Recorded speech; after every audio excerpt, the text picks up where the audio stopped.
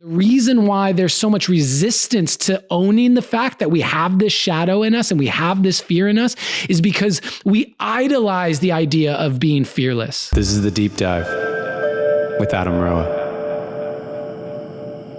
We idolize these movies of the fearless hero who goes in against all odds and overcomes just the most scary, awful bad guys. This is the media that we consume. We idolize the role models of musicians that we see cocky on stage, like they don't have any fear. They can just get up and do whatever they want. They can get all the girls or whatever it is that we idolize in these role models, but understand that you can't be brave if you don't feel fear.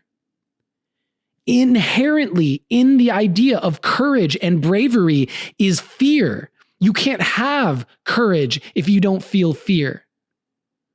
And so it's about we have this fear and yet we choose not to give into it. We choose to feed the love. That wolf inside of us that knows that we are so much more than our fear, that we have the capacity to expand instead of contract. And that is how we make the most loving choice, is in the exploration of what is expansive and what is contractive. So I'm going to take you through a brief exercise. If you are driving your car, pull over for just a couple minutes. Don't be late to work. If you can't, then I recommend coming back to this. But if you have a moment, I just want you to close your eyes. Focus on your breath. Remember that this crazy journey of life begins and ends with your breath. There's nothing more important than your breath. So taking a moment of gratitude and dropping into your body. And as you breathe into this neutral space, I want you to start thinking about the thing that you're most afraid of.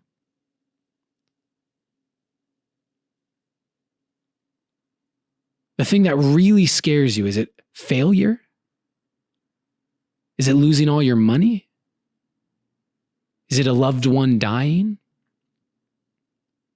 Is it people laughing at you if you don't achieve this goal that you have deep inside? What is that fear that you have?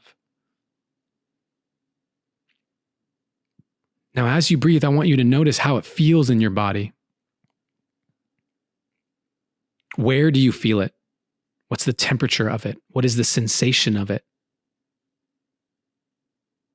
And just take note of how it feels to really feed that fear for a moment and focus on it. And now real quick, shake it out. Shake it out. Let it go. Come back to a neutral space. Keep your eyes closed. And now, I want you to think about a giant tub of puppies. A giant tub of puppies. You open the door, you walk in, and there are all these puppies that are so happy to see you. And they're climbing all over each other to get to you.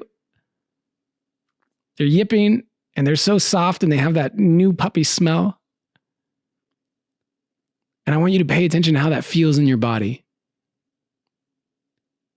The experience of a bunch of puppies.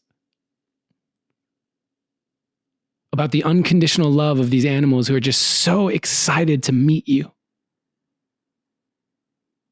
Notice how that feels. Now, for some of you,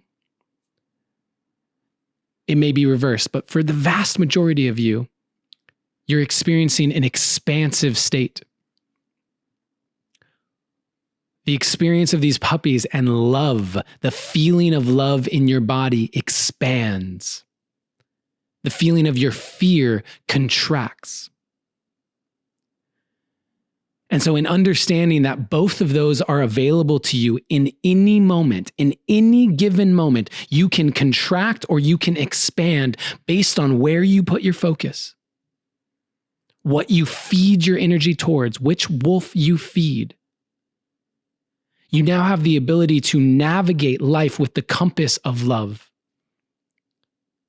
And that may not always work out perfect. There may be some pain at the end of the road. You might hurt some people. You might get hurt. But you can know deep down that you made the most loving choice you could in each and every moment. That's the best that you can do. That's all that you can do. Thank you for doing that work. Thank you for understanding that fear is a virus that lives in all of us. And as long as you keep letting love guide you, fear does not spread.